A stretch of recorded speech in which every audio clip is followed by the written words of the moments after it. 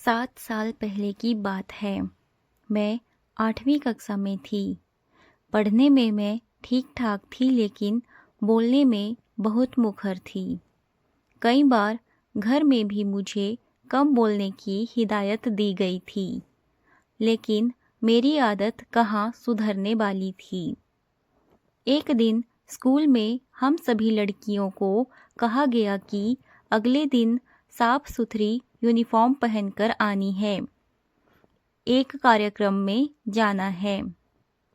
बताया गया कि सच्ची सहेली का यह कार्यक्रम पीरियड्स को लेकर होगा और यहाँ इसके बारे में बहुत कुछ बताया जाएगा।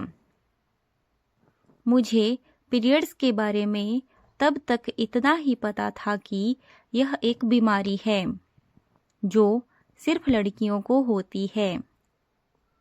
2 बार से मुझे हर महीने टॉयलेट जाते समय दर्द होता और खून निकलता, लेकिन मम्मी दवा दिलवाने के बजाय मुझसे कहती कि ले कपड़ा लगा ले, किसी को बताना नहीं। जब स्कूल में पीरियड्स के कार्यक्रम की बात कही गई तो मैंने अपने घर पर मम्मी पापा को सिर्फ इतना बताया कि स्कूल का एक कार्यक्रम है, लेकिन उन्हें यह नहीं बताया कि यह पीरियड्स को लेकर है। स्कूल से हम लोग कार्यक्रम में पहुँचे। यहाँ मेरी जैसी मुझसे छोटी और बड़ी तमाम लड़कियाँ थीं। कईयों के हाथ में तख्ती थी और बहुत तेज तेज नारे लगा रही थी। सभी हंस रही थी और पीरियड्स को लेकर बात कर रही थी। घर में मुझे जिस चीज को छुपाने के लिए कहा गया, यहाँ माहौल ही अलग था। लग रहा था एकदम अलग दुनिया थी। मेरी टीचर्स जो स्कूल में किसी लड़की को पीरियड्स होने पर उसे बिना ज्यादा प्रेम दिखाए चुपचाप घर भेज देती थीं, यहाँ नारेबाजी करवा रही थी। मैं भी खुश थी। कार्यक्रम में पीरियड्स को लेकर बहुत जोशीली बातें बताई गईं। लग रहा था कुछ भी छुपाने जैसा नहीं है। पीरियड्स तो बायोलॉजिकल हैं। एक उम्र आने पर ये तो हर लड़की को होते हैं और अगर नहीं होंगे तो उस लड़की से कोई शादी भी नहीं करेगा।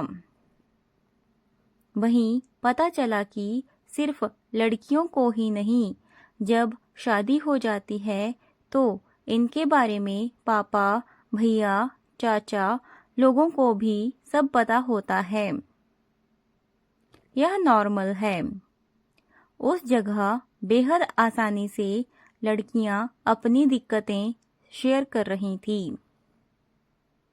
किसी को कोई डर, कोई हिचक नहीं थी।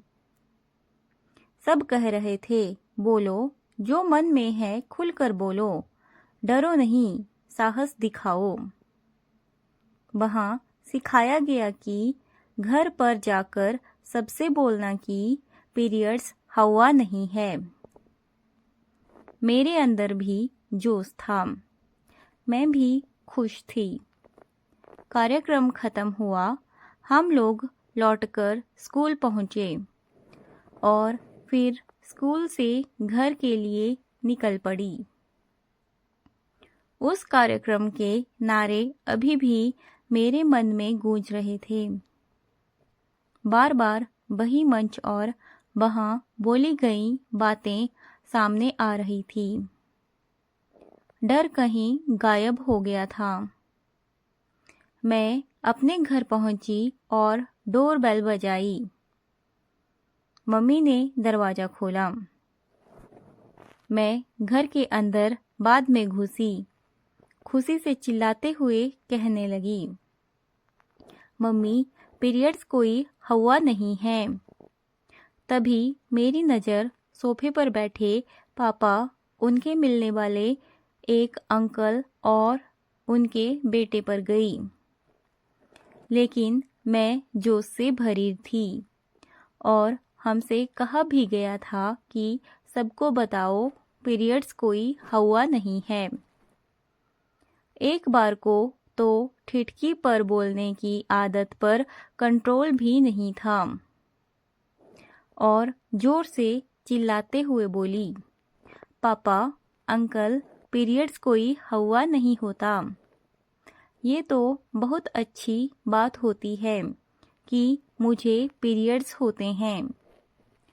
मैं बोल रही थी, सब सुन रहे थे कि तभी अचानक एक सरसराता हुआ थप्पड़ मेरे गाल पर पड़ा। मेरी मम्मी मेरे सामने खड़ी थी। मैं एकदम सन्न। डर के मारे मेरी आवाज़ नहीं निकली और मैं तुरंत वहाँ से भागकर अंदर चली गई। तब से मेरे घर में पीरियड्स को लेकर छुपाने जैसी बातें नहीं होती। यहाँ तक कि मैं अपने रिश्तेदारों के बच्चों को भी इसे लेकर जागरूक करती हूँ और मेरे मम्मी पापा मुझे रोकते भी नहीं हैं।